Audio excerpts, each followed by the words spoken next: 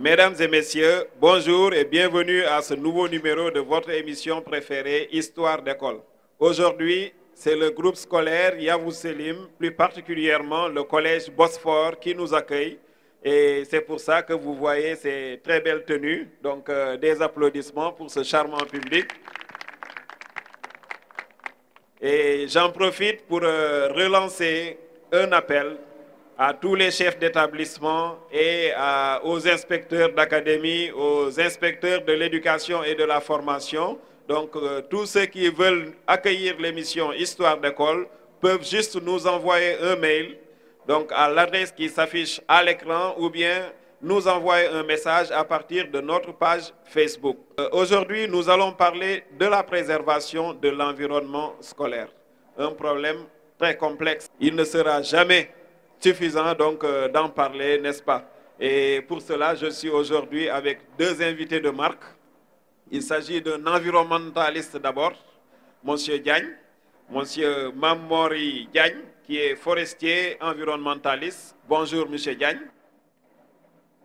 Et je suis également avec quelqu'un que le monde éducatif connaît très bien.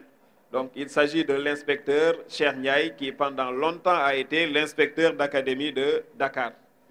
Bonjour, M. Ndiaye. Bonjour, M. Sarr. Sans tarder, nous allons passer donc, comme d'habitude, au film du jour. Un film qui a été tourné au CEM Ogo Diop, un CEM qui me tient à cœur. On reviendra là-dessus tout à l'heure.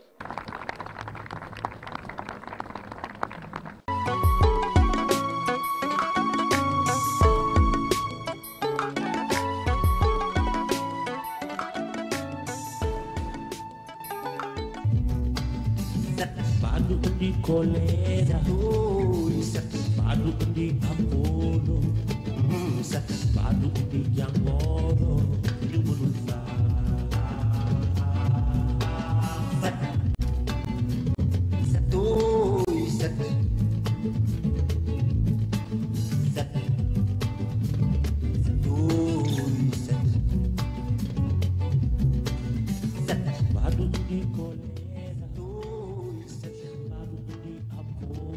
Qui sera notre professeur? Ça peut être M. Diouf, mais j'aimerais bien que ce soit M. Sarr. Si on a M. Sarr comme professeur de cette année, on aura une très bonne année, franchement. Oui, tu as raison. On verra de toute façon. Ok. Bonjour à tous.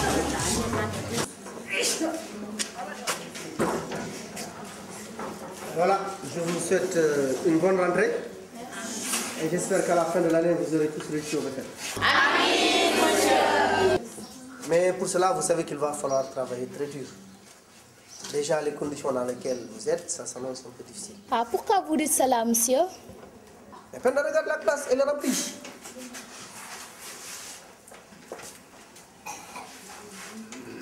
« 110 élèves. Comment peut-on mettre 110 élèves dans une seule classe? Vous êtes trop nombreux. Bon, si vous voulez, ça ne change rien. Mais dans tous les cas, on va respecter les mêmes règles que l'année dernière. Si j'entre dans la classe, je trouve qu'elle est sale, je sanctionne tout le monde. Mais monsieur, il y a des femmes qui sont payées par l'école pour nettoyer les classes?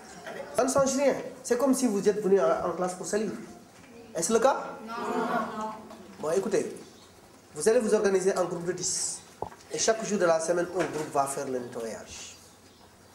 D'accord? Monsieur, moi je suis asthmatique, je ne pourrais pas participer à ces groupes. Donc toi, tu es exempté. Moi aussi, monsieur. Moi aussi, monsieur. Moi aussi, monsieur. Ce n'est pas vrai, monsieur. Silence. Vous allez être tout dans les groupes de 10. Et Lamine, derrière toi, c'est pas parce que tu es mon fils que tu auras tout permis. En classe, vous êtes tous pareils devant moi.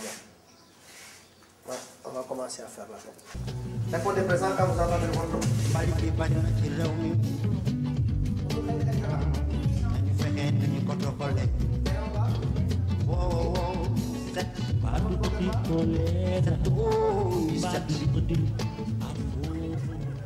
Après le cours d'éducation physique, on devait faire anglais et le professeur ne tolérait pas une seule minute de retard.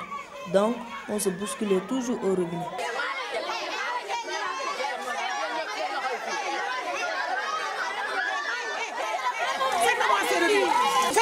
robinets. Fermez les robinets. Mais madame, on se lave les pieds et les bras? C'est comme ça que vous voulez laver? Vous gaspillez de l'eau, oui. Eh madame, en tout cas, on ne peut pas entrer en classe avec toute cette... J'ai dit de fermer les robinets, jeune homme. J'ai dit fermer les robinets. Hein?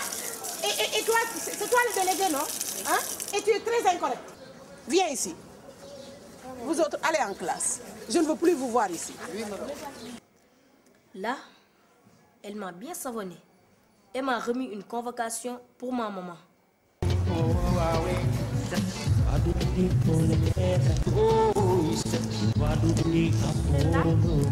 Tu veux m'accompagner dehors? Pourquoi faire? Tu sais bien que le principal nous l'a interdit. Je veux acheter quelque chose à manger. Et pourquoi tu ne peux pas le faire à l'école comme tout le monde? J'ai envie de manger quelque chose d'assez dit. Dis-moi, comment on va faire pour sortir? On dira simplement qu'on va à la maison chercher un livre qu'on a oublié, puis c'est tout. Tu veux attirer des ennuis? Vas-y sans moi. Si on me donne encore une convocation, ma mère va me tuer. Ah bon? C'est pas grave. Je savais que je ne pouvais pas porter ce soir. Regarde.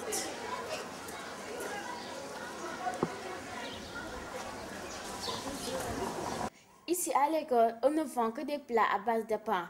Donc à chaque fois, quand on avait envie de manger autre chose, comme des mangues vertes, des cerises ou des beignets, on était obligé d'aller dans les maisons environnantes.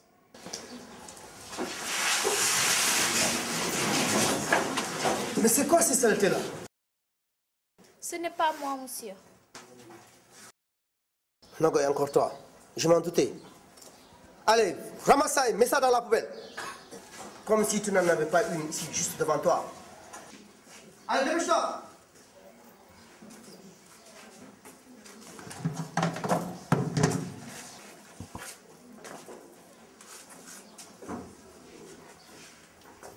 Merci. Puisque vous ne pouvez pas vous empêcher d'acheter ces choses sans hygiène, jetez-les dans la poubelle une fois que vous en avez fini au moins. La poubelle, elle sert à quoi? Responsable, viens effacer les écritures du tableau.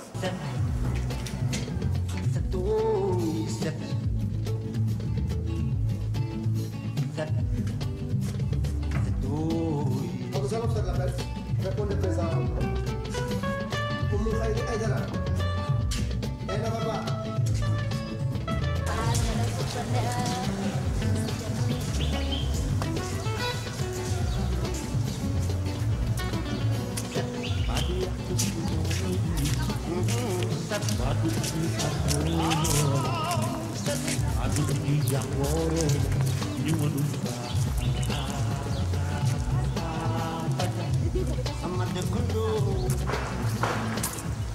Hé, Nogoy, si tu ne te dépêches pas, je vais rentrer sans toi. Mais attends juste que j'ai assez peine pour faire mes besoins. Aujourd'hui, je suis très pressée. Tu devrais aller dans les toilettes de l'école. Quoi? Hors de question. Je ne l'ai pas fait pendant 12 ans et c'est pas maintenant que je vais le commencer. Eh, mais ça a été nettoyé la semaine passée. Ah bon? Donc je vais aller voir. Nogoy, je te devance. Oui. Ok. Bisous. Je passe chez toi. Ok.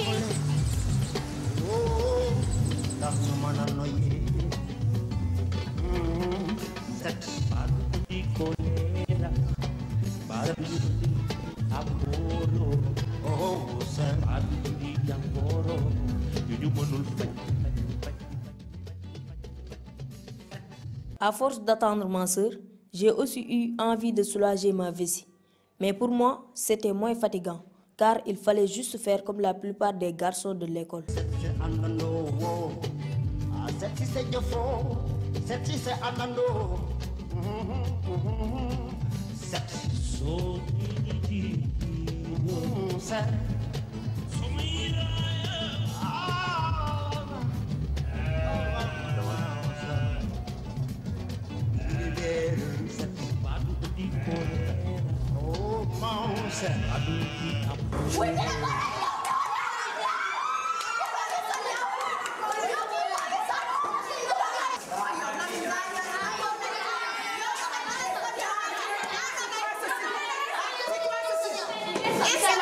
Encore toi. Lamine, qu'est-ce qui se passe? Madame, regarde ce qu'elle a écrit sur le mur. C'est comme ça qu'elle appelle mon père et ils l'ont écrit sur tous les murs de l'école. Et sa sœur m'a frappé avec sa planche. Regardez, Regardez-moi ça. Hein? Et maintenant, tu te permets d'écrire des insultes sur les murs de l'école? À chaque fois qu'on les repère, vous écrivez des insanités sur vos professeurs qui ont l'âge de vos parents. Hein? Regardez comment vous avez maculé les tables. C'est normal ça? Hein? Hein? Ce n'est pas moi, madame. Et Nogoy, toi tu fais le gangster. Hein? Bon, suivez-moi. Je pense que le lien de sang est si fort que je ne pouvais rester immobile à voir Lamine malmener mon frère devant tous nos camarades. C'était impossible.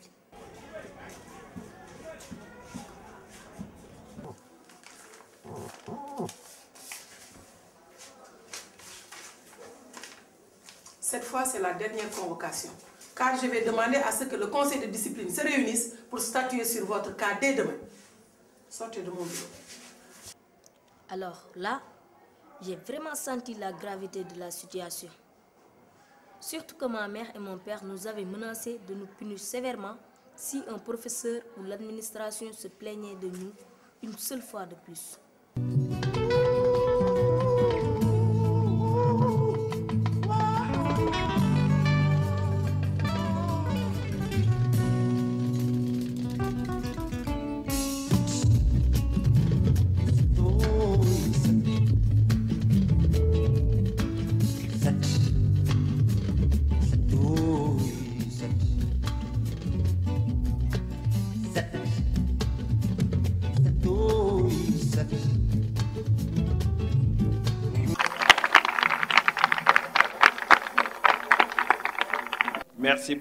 Merci beaucoup à tous. Et comme je l'ai dit tout à l'heure, c'est un film qui a été tourné au CEM Ogo Diop et j'en profite pour les remercier encore. Donc c'est un CEM qui me tient à cœur. J'ai pratiquement fait plus de 10 ans là-bas et je remercie encore tout le monde. Et je tiens à signaler que le garçon et la fille qu'on a vus dans le film donc, ne sont pas comme ça dans la réalité. Hein? C'est des gens qui sont très sages. Et d'ailleurs, aujourd'hui, ils sont au lycée et je les encourage encore. Des applaudissements pour ces élèves et pour ces enseignants qui ont encore participé à ce film. Je rappelle que vous aussi, qui êtes enseignants ou qui êtes élèves, donc vous pouvez participer à un de nos films. Il suffit juste de nous envoyer une demande à partir donc de l'adresse qui s'affiche à l'écran. Maintenant, j'avais dit tout à l'heure que nous avions aujourd'hui deux invités de marque. Il s'agit donc de l'ancien inspecteur d'académie de Dakar, M. Cheikh Ndiaye, et il s'agit également d'un environnementaliste, un forestier environnementaliste, M. Diagne. Je l'ai vu grimacer pendant le film. Certainement, en tant qu'environnementaliste, il a eu mal, n'est-ce pas, M. Diagne? J'ai grimacé tout à l'heure en regardant le film, parce que je pensais un tout petit peu à ce que nous essayons, nous, environnementalistes, de faire pour améliorer notre cadre de vie. Si je peux le résumer comme ça. Il faut agir sur les comportements. Je crois qu'on aura peut-être le temps d'y revenir. C'est sur les comportements qu'il faut réellement agir. Et il n'y a pas mieux que les élèves, en tout cas la frange juvénile, pour démarrer ce changement de comportement. Parce que c'est à partir des enfants, c'est à partir des élèves que nous pouvons lancer des messages qui finiront à la maison, atteindre les parents et toute la communauté. On pourra y revenir tout à l'heure à travers des exemples précis. Oui, inspecteur, donc votre première réaction après avoir regardé ce film? Ouais, je pense que c'est un bon film qui relate la réalité de nos écoles. Je pense que ça, au moins, on peut le dire. Et je voudrais même faire une suggestion. À côté de ce film, il faudrait peut-être filmer une école comme Bosphore pour aussi donner l'image de ce que aurait dû être une école. Mais je prends toujours plaisir à rappeler aux gens que l'école, c'est aussi la société. Hein? C'est la société. Si les gens ils pissent dans la rue, etc., les enfants à l'école, ils vont pisser sur les murs. C'est aussi simple que ça. Le comportement que nous avons vu pendant tout ce film-là, c'est un comportement social. Tes élèves là chez eux, ils se comportent exactement de la même façon. Donc, je pense qu'il y a une réflexion beaucoup plus approfondie qu'il faut apporter et peut-être faire des solutions, proposer des solutions. Vous avez parfaitement raison, inspecteur. Et nous allons passer maintenant la parole à ce charmant public qui est là avec nous.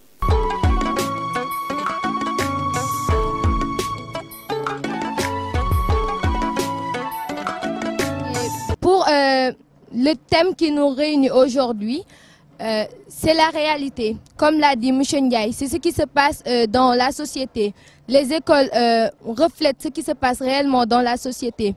Car ce sont les gens qui sont dans la société qui éduquent les élèves pour que les élèves viennent. Les élèves sont avant tout des enfants qui vivent dans des maisons. Donc c'est l'éducation qu'ils ont dans les maisons, qu'ils octroient dans les maisons, qu'ils viennent refléter dans les écoles. J'aimerais beaucoup insister sur l'éducation des enfants parce qu'ils ne font que refléter ce qu'on leur enseigne chez eux et que les parents devraient veiller à bien éduquer leurs enfants pour qu'ils puissent... parce que c'est eux l'avenir du pays. Le premier contact de l'élève, de l'enfant au niveau du monde, c'est sa maison.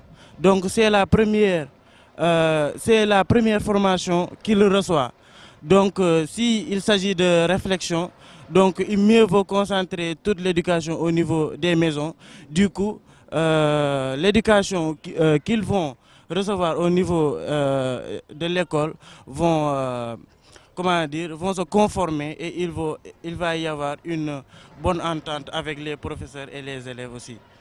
On a l'habitude de dire qu'un esprit sain dans un corps sain. Mais moi je vais dire une bonne éducation dans un cadre de vie, dans un bon cadre de vie. Parce qu'on ne peut pas recevoir une bonne éducation dans des situations, dans la saleté, comme on peut dire, avec un environnement qui n'est pas abordable pour recevoir cette éducation-là. Mais on a vu dans le film, dans une classe, il y a plus, on a dit 100 élèves. Et là aussi, ce n'est pas un environnement qui est favorable pour recevoir une éducation. Une bonne éducation, je vais dire. Parce que le nombre d'élèves joue aussi dans les classes. Parce que si tu as une classe, plus de 50 élèves, ça veut dire qu'il y aura forcément des pollutions. On dirait pollution sonore. Il y aura aussi des gens qui sont irresponsables d'une part. Parce que l'éducation, l'environnement, ça se commence. L'environnement de l'établissement, ça se commence par nous-mêmes, nous les élèves. C'est nous qui devons protéger notre environnement du point de vue de notre comportement, du point de vue de la citoyenneté. Il faut avoir le civisme de pouvoir protéger ce qui nous entoure d'abord, notre corps d'abord, parce qu'en primaire, on nous apprend la propriété de notre corps.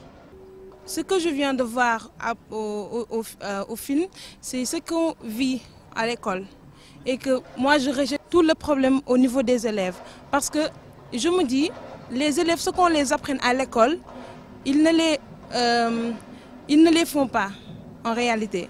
Et que je pense aussi que les profs et les parents devraient aussi insister le plus sur cela. Parce qu'il y a de ces parents, ils laissent leurs enfants faire tout ce qu'ils veulent. Alors que ce n'est pas ça. Il faut bien éduquer son enfant à bas âge parce qu'on est appelé à être des mamans et des papas demain. Donc il faut qu'on reçoive une bonne éducation et les appliquer pour pouvoir le remettre à nos enfants, Inch'Allah. Bon, je voudrais apporter ma contribution au niveau de l'éducation parce que je me dis que, comme on le dit, tout ce que fait le petit mort, il l'a appris sous la tente. Donc, l'éducation compte beaucoup. Les parents doivent éduquer leurs enfants. Ils ne doivent pas céder à leurs caprices. Ils doivent bien les tenir droit. Genre, l'éducation, c'est bien à l'école, à la maison. Mais si on n'a pas un bon environnement à l'école et des trucs... que l'école, c'est complémentaire. Parce que genre là-bas, on voit bien que l'environnement où ils sont, c'est pas bien. Parce qu'elle parle des toilettes et autres. Et donc, je pense que si l'enfant n'est pas dans un bon environnement, on ne peut pas rejeter toute la faute sur la maison et autres. Parce que genre, l'éducation, c'est en même temps à la maison et à l'école. Donc, l'école a une grande part de responsabilité dans l'éducation. Et que donc, on ne peut pas rejeter toute la faute à la maison. Et dire que genre, c'est ce qu'il a vu à la maison qu'il doit répéter à l'école. Le secret de Yao Selim, parce que Monsieur l'inspecteur d'académie a fait référence à Yao Selim en parlant de propreté et du cadre de vie. Son secret, c'est très simple. Nous avons essayé de créer une émulation, n'est-ce pas, d'instaurer une émulation au niveau de nos élèves pour qu'ils sentent que le socle aussi d'un bon enseignement, d'un enseignement de qualité, d'une bonne éducation, c'est un environnement sain. Ils sont obligés d'entretenir cet environnement-là. Et par exemple, nous avons créé ici, à Yao Selim, ce qu'on appelle la classe la plus propre.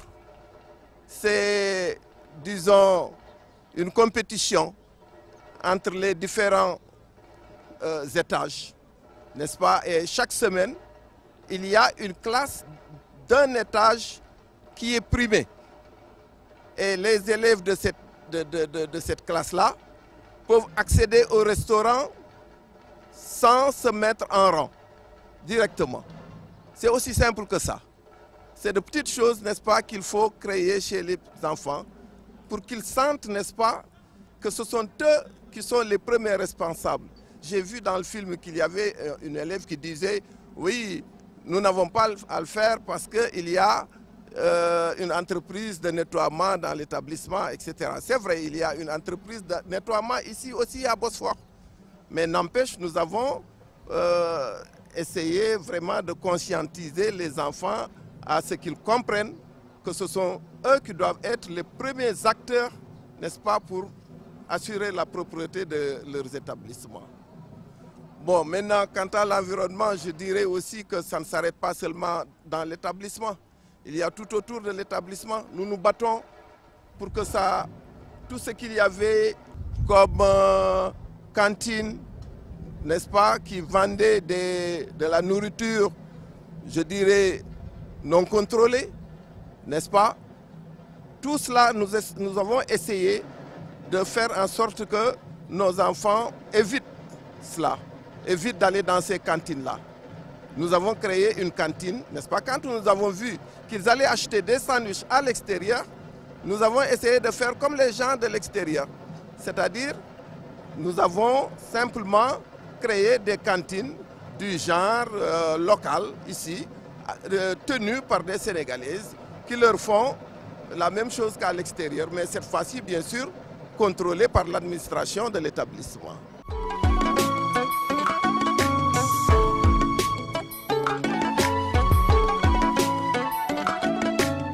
Le groupe scolaire Yavuz Selim prépare ses pensionnaires pour le futur avec le credo, un regard différent sur l'éducation depuis 1997.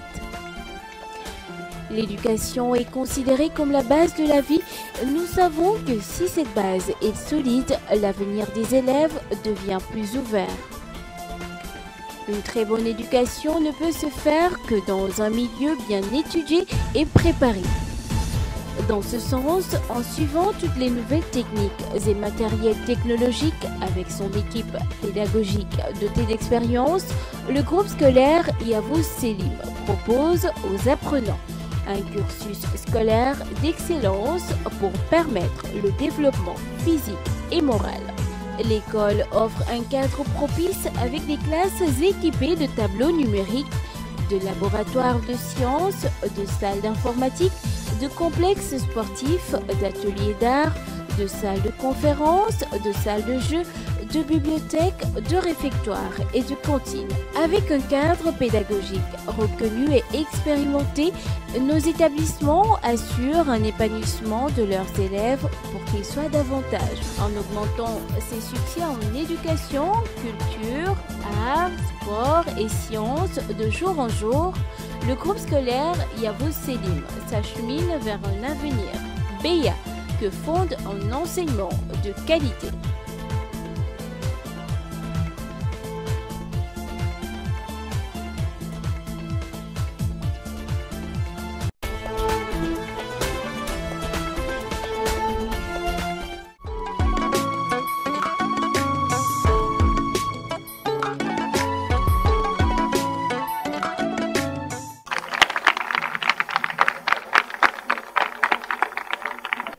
Inspecteur et M. Diagne, Vous venez d'entendre donc ce charmant public qui a été très pertinent et beaucoup de problèmes ont été soulevés. Des questions également ont été posées, n'est-ce pas?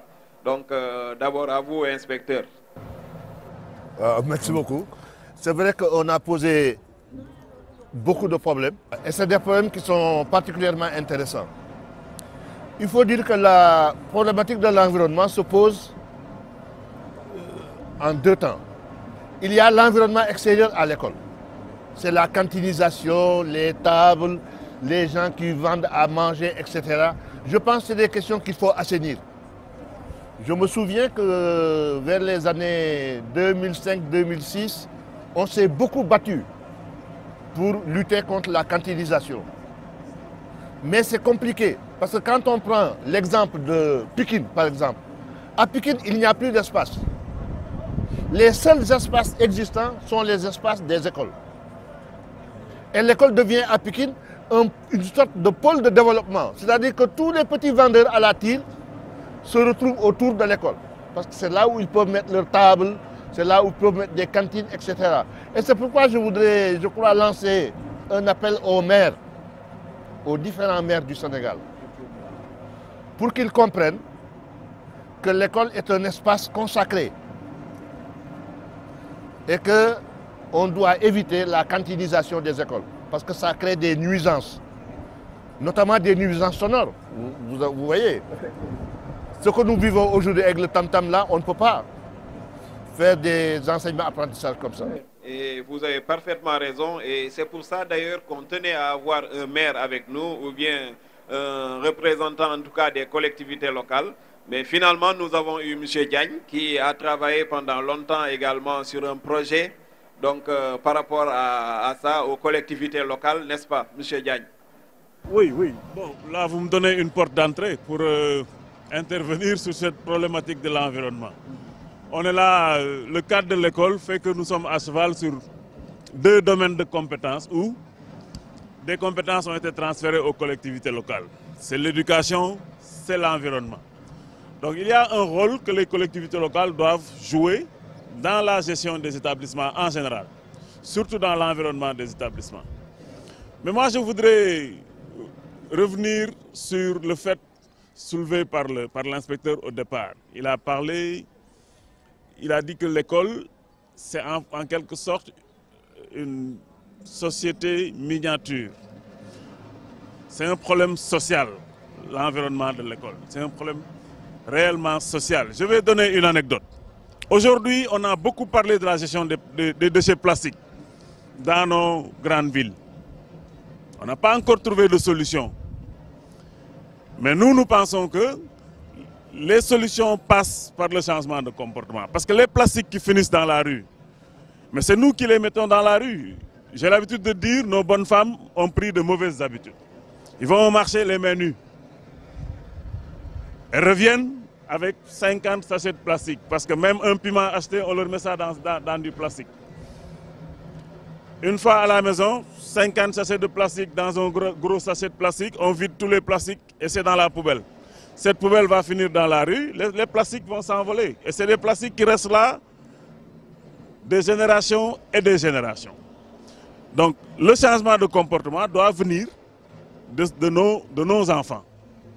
On les envoie à la boutique, ils achètent un pot de Gloria, on leur met ça dans un sachet, ils acceptent. Le sachet va finir à la maison. Alors que le pot pouvait être tenu comme ça et amené à la maison, on évite d'amener le sachet à la maison, donc d'amener le sachet à la poubelle. Donc pour moi, ce sont ce genre de solutions qu'il faut envisager pour régler la problématique de l'environnement, surtout du point de vue de la salubrité. Mais réduire la problématique environnement à ces questions-là, on risque de passer à côté. Il y a les acteurs qu'il faut identifier. Vous avez parlé du maire. Est-ce qu'il joue son rôle dans la gestion de l'environnement de l'école? Les inspecteurs, est-ce qu'on leur donne réellement la place qu'ils méritent? Est-ce qu'on les écoute? Parce qu'ils ont une formation sur la gestion des enseignements, mais aussi du cadre. Ils peuvent orienter sur comment le cadre doit être pour favoriser un bon enseignement. Donc, autant il faut identifier les acteurs, il faut faire jouer à chaque acteur son rôle.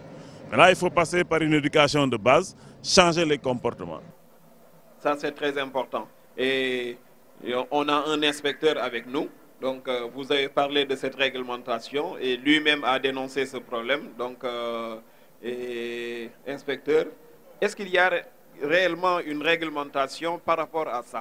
Non, je pense qu'il faut d'abord reconnaître que dans un deuxième temps, la problématique environnementale à l'intérieur de l'école peut se substituer aux parents. Ce n'est pas parce que ça se passe dans la société que forcément ça va se passer à l'école. L'école a un rôle à jouer. Du point de vue d'abord de la propreté des toilettes, on l'a dit. Et moi je me rends compte, parce que j'ai la chance encore d'aller dans les écoles, malgré la retraite. Mais je me rends compte que quand vous avez 800 élèves en récréation dans la cour, il n'y a personne pour les surveiller. Mais ce n'est pas normal. Alors que l'école prévoit un maître de service. Normalement, quand ils sont 800, il doit y avoir 2 maîtres de service. Un dans la cour et un à côté des toilettes pour contrôler le comportement des élèves. Mais on ne le fait plus. Dans la relation aux maires, moi j'ai été récemment dans une école élémentaire. Ça s'appelle, je crois, c'est dans le Pikine. Mais les toitures sont effondrées. Quand vous êtes dans la classe, bien vous êtes à ciel ouvert. Est-ce que l'inspecteur est allé voir le maire pour lui dire dans nos écoles nous avons des difficultés, etc. etc. Est-ce que le maire a pris sur lui le soin d'aller visiter l'école pour voir quels sont les problèmes de l'école? Alors qu'on continue à dire que l'école c'est l'école de la communauté. Si c'est l'école de la communauté, le maire est l'élu de la communauté, l'école appartient au maire. Le maire, il doit aller voir, comme il surveille sa maison, il doit aller surveiller les écoles de sa commune pour voir comment elles sont. Toutes les écoles de Dakar aujourd'hui, ici, il y en a qui ont 50 ans ou 60 ans d'âge. Ça, c'est vrai. Elles n'ont jamais été réhabilitées. Lycée comme collège. Et au-delà de ça, il y a le problème des abris provisoires, même à l'intérieur de la région de Dakar. Oui.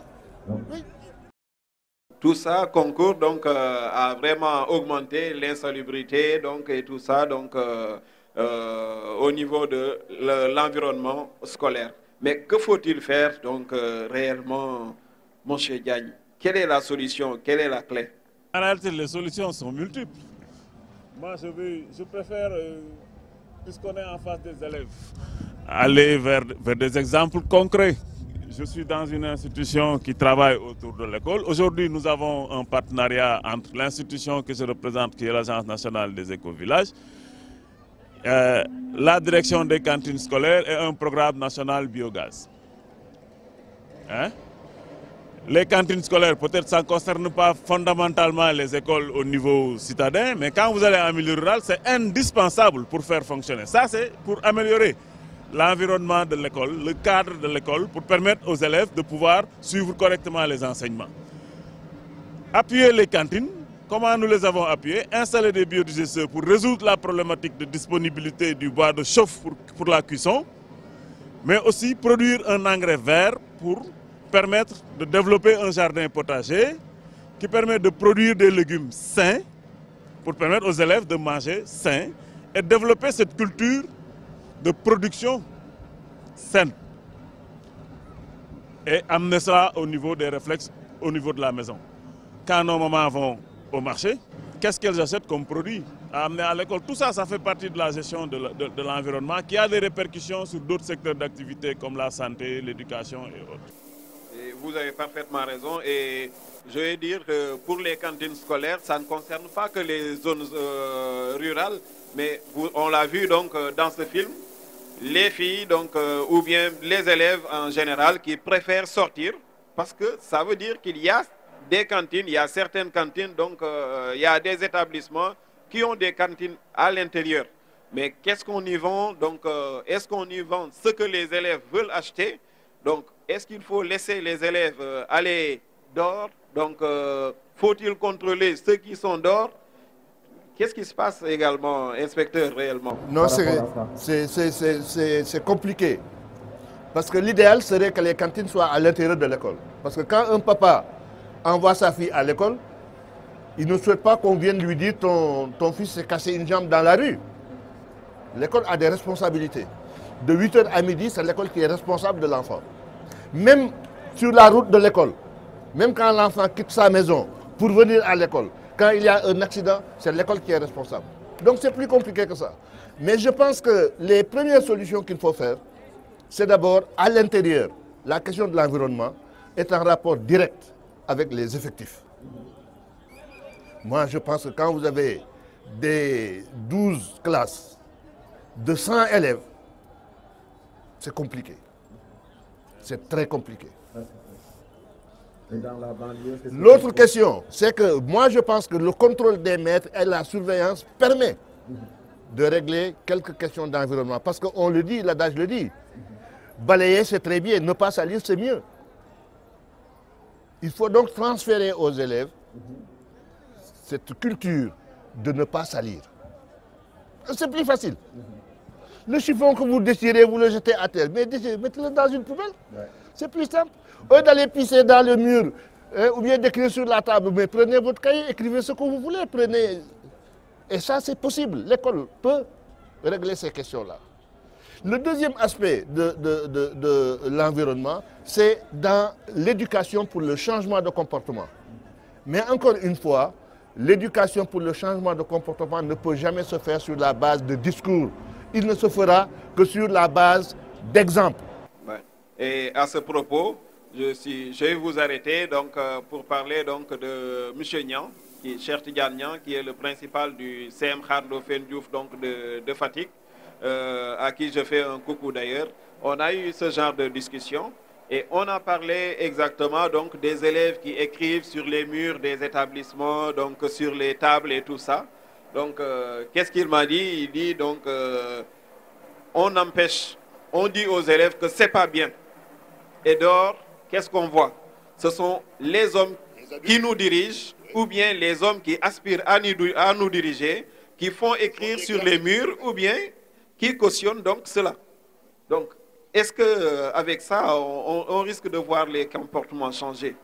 Et ça ne marche pas, ça ne marche pas. Les comportements, c'est par l'exemple. Quand vous dites aux enfants, la cigarette ce n'est pas bon, il ne faut pas fumer. Un enfant, il ne comprend pas ça. Vous fumez à longueur de journée et vous dites, il ne faut pas fumer. Il y a quelque chose qui ne marche pas. Il y a quelque chose qui ne marche pas. C'est par l'exemple. Et c'est pourquoi moi je lance un appel aux chefs d'établissement et aux enseignants. Il faut qu'ils soient exemplaires. Nous avons un problème aujourd'hui avec nos élèves. Comment ils appellent ça? Les criss-cross là. Mais c'est incroyable. Mais c'est les profs qui font ça. Le chef d'établissement, il fait comme ça. L'enfant, il pense que ça, c'est bon. Or, ça, c'est pas bon. C'est même pas une tenue correcte. Et un autre problème qu'on a vu dans le film, et un problème également qui me tient à cœur, c'est qu'après les cours d'éducation physique, généralement, les enseignants perdent beaucoup de temps. Les élèves perdent beaucoup de temps parce qu'il faut se changer. Avant de se changer, il faut déjà se laver les pieds, donc se doucher carrément pour certains. Et déjà, il n'y a pas suffisamment de robinets. Donc ensuite, ça crée même l'insalubrité au sein des établissements. Donc ne faut-il pas aller aussi vers la création de vestiaires dans les établissements, donc surtout pour empêcher que les garçons et les filles soient tout le temps ensemble, donc au moment de se préparer pour ça, n'est-ce pas, inspecteur? Non, c'est vrai, ça c'est l'idéal. Mais vous savez, quand vous avez des classes qui tombent en ruine, des toitures qui sont au vent, vous avez l'idée à tout, sauf à créer des vestiaires. Réhabilitons d'abord nos écoles. Réhabilitons les établissements pour qu'ils soient de beaux établissements. Il faut que tous les 2 ans ou 3 ans, on puisse reprendre toute la peinture. Je suis sûr qu'un élève de Bosphore, quand il se réveille le matin, il a envie de venir ici. Mais pourquoi? Mais à cause de l'environnement. À cause de l'environnement. Parce qu'il sait qu'ici, il est dans un environnement sain, c'est bien, c'est joli, c'est propre. Mais je vous assure, il y a des écoles dans la banlieue. J'ai entendu quelqu'un dire, il faudrait que nos gouvernants mettent leurs enfants dans nos écoles publiques. Je suis sûr qu'il y a des enfants de gouvernants, quand ils vont dans nos écoles publiques, quand ils y font une fois, ils n'y retourneront pas. Parce que l'école n'est pas attrayante, elle n'est pas accueillante. Ouais. Et ça, c'est important. Au fond, la problématique de l'environnement, c'est faire en sorte que les écoles soient attrayantes, que l'enfant ait envie d'aller à l'école. D'abord pour le cadre. D'abord pour le cadre. Mais inspecteur, il y a là lieu de sensibiliser ces élèves. Moi, je pense peut-être à une idée. Il y a des élèves qui n'ont jamais vu ce genre d'école. Oui. Les amener visiter ou tourner des films dans des cadres pareils, pour leur dire que ça existe au Sénégal, des exemples comme ça, et leur montrer ça, ou bien leur faire voir, leur faire découvrir, vivre, les mettre au contact d'élèves qui ont le privilège peut-être de vivre ce genre de cadre de vie, seraient peut-être des pistes de solutions qu'on pourrait envisager pour amener à développer le réflexe de gestion de leur cadre au niveau des écoles. Seulement les élèves qu'on va amener voir, donc, mais surtout les administrateurs, n'est-ce pas? Donc. Tous les acteurs de l'école publique en général, les enseignants, les élèves, pour qu'ils viennent voir l'exemple qu'il y a dans ce pays qui marche, des cadres attrayants pour des enseignements paisibles, hein, et fonctionnels. Et vous avez parfaitement raison. Les meilleures écoles, ce qu'on appelle les bonnes écoles de Dakar, c'est des écoles qui ont un cadre attrayant, c'est des écoles qui sont très sélectives et qui ont une bonne maîtrise des effectifs. Quand vous avez ça, vous avez de bons résultats. C'est Mayamaba, c'est Yahou Selim, c'est Seydou Nouroutal, etc., etc. Mais je le disais souvent au ministre, je dis, mais des établissements comme Seydou Nouroutal, Yahou Selim, mais on ne doit pas les féliciter. Parce qu'ils ont un cadre idéal, ils doivent faire 100%. Ils doivent faire 100%. Les établissements à féliciter, c'est Blaise Diagne, où vous avez 5600 élèves qui sont dans des conditions parfois épouvantables et qui, au bac, parviennent à faire 45-50%. C'est ça un établissement. Il faut que même nos politiques là, ils viennent visiter Yahou Selim pour que dans leur conception de l'école, ils sachent que l'école est un espace de vie. Ce n'est pas un casernement, c'est un espace de vie, ça doit être agréable. Et malheureusement, ça s'empire de plus en plus. Donc, on arrive au terme donc, de l'émission. Et juste avant de vous passer le micro une dernière fois pour le dernier mot, donc, nous allons d'abord passer à la rubrique « Les tops de l'éducation ».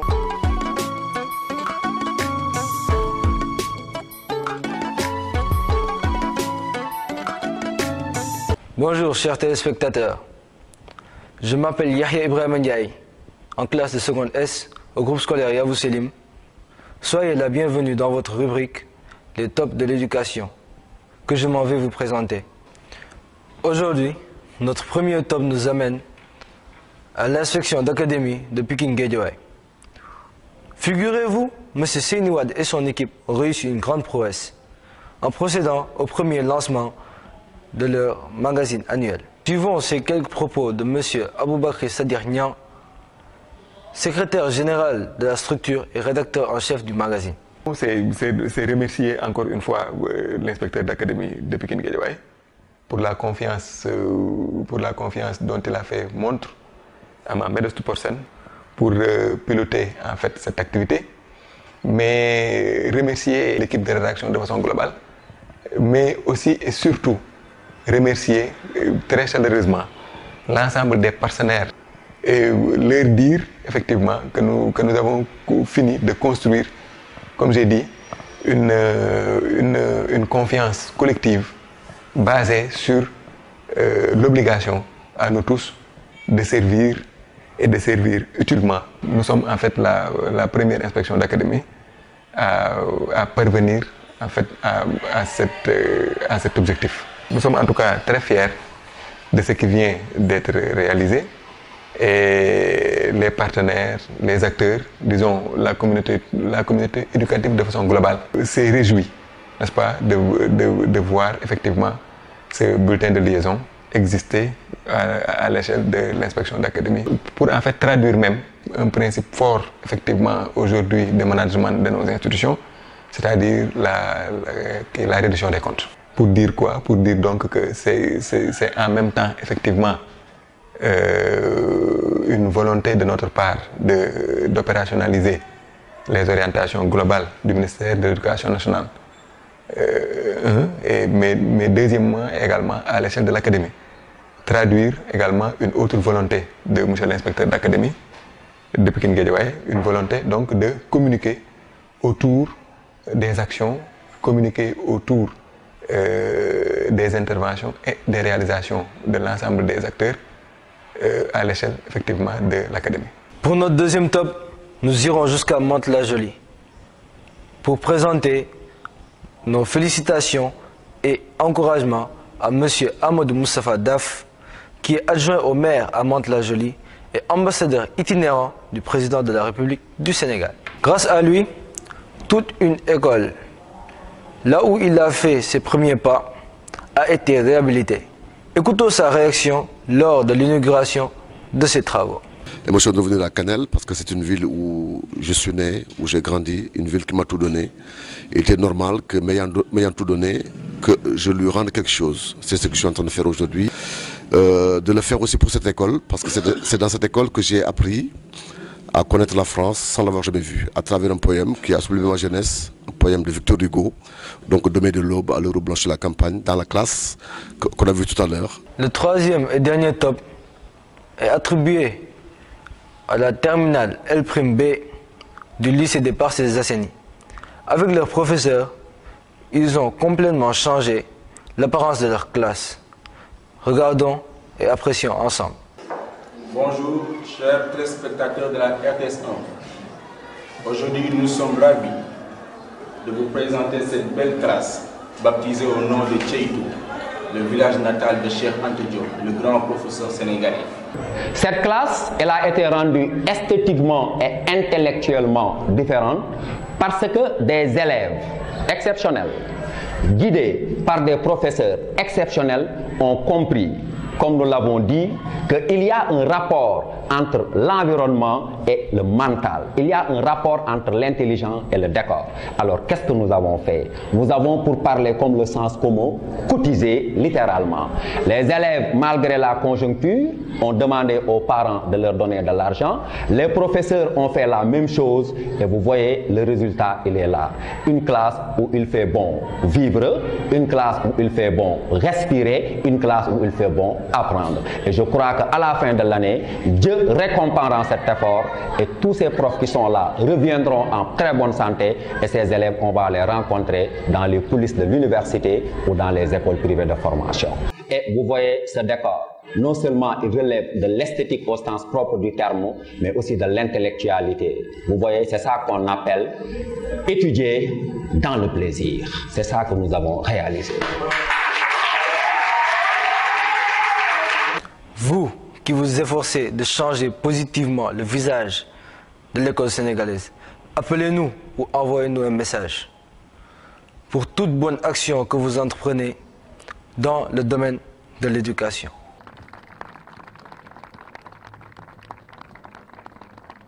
Merci beaucoup et je signale que vous aussi qui nous suivez et qui êtes élèves, donc si vous voulez présenter la rubrique Les tops de l'éducation, envoyez juste une demande à l'adresse qui s'affiche donc à l'écran. Maintenant, nous arrivons au terme de l'émission. Monsieur Diagne, nous vous remercions déjà d'avoir accepté notre invitation au dernier moment. Et votre dernier mot, s'il vous plaît. En fait, ce fut un plaisir pour moi. Hein. Je passe souvent devant cet établissement. L'émission m'a permis de découvrir l'intérieur de l'établissement que j'apprécie. Hein. C'est un cadre quand même agréable. L'attente a été longue, mais je ne l'ai pas senti. Peut-être que ça aurait été plus difficile d'être dans un établissement comme j'ai l'habitude de visiter, qui aurait donné un cadre moins somptueux pour rendre cette attente-là agréable. C'est peut-être une première émission. J'espère que d'autres contacts avec les élèves, j'en aurai l'opportunité. Parce que c'est sur cette frange de la population qu'il faut réellement agir pour changer les comportements, pour arriver à régler la problématique environnementale dans sa globalité. Et vous avez parfaitement raison, M. Diagne. En tout cas, un grand merci encore. Inspecteur, votre dernier mot? Wow, merci beaucoup. Moi, je suis très content d'être ici à Yaoussalim. Parce que les Turcs, c'est un peu mes amis. Hein. J'ai même été en Turquie. Je les ai aidés à s'installer à Dakar quand ils arrivaient en 2000, en 99-2000.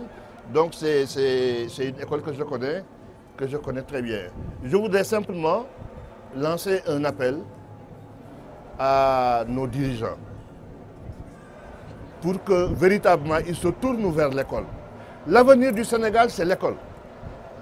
Ce n'est pas autre chose, ce n'est pas l'arachide ou l'agriculture. Non, non, non, l'avenir du pays, c'est l'école. C'est pourquoi j'aime bien me présenter souvent comme un enseignant. Parce que je rappelle, surtout aux jeunes générations, que ceux qui ont bâti ce pays-là, ce sont des enseignants. Ce n'est pas des docteurs, ce n'est pas des comptables. Non, non, non, c'est des enseignants. Les premiers gouvernements de Senghor étaient en majorité des enseignants. On a même recruté des enseignants pour en faire des militaires et des gendarmes. Parce qu'en ce moment, l'armée sénégalaise et la gendarmerie n'avaient pas de cadre. Le seul exemple que je veux citer, c'est Feu Général Wali Faye, qui a été mon maître au CE1. C'est l'année suivante qu'on l'a appelé dans la gendarmerie et il est devenu général. Je souhaite que les jeunes générations qui viennent soient fiers des enseignants. C'est les enseignants qui ont bâti ce pays-là. Et je dis ici, je l'affirme fort et haut, si j'avais encore 20 ans, j'allais entrer dans l'enseignement. Parce que j'entends souvent des jeunes dire « Oui, je ne veux pas être enseignant. Oui, je ne veux pas être enseignant. » Vous ne pouvez pas trouver un métier plus noble que le métier d'enseignant. Donc, merci beaucoup, inspecteur. Vous avez parfaitement raison. Mais malheureusement, pour cela, il faut que les jeunes veuillent devenir des enseignants. Et pour que les jeunes veuillent devenir des enseignants, il faut que les enseignants soient mieux traités. Et il faut que les enseignants se traitent mieux également. Donc, mesdames et messieurs, vous avez été très charmants. Merci beaucoup à vous d'avoir suivi l'émission Histoire d'école et à la prochaine fois dans un autre numéro.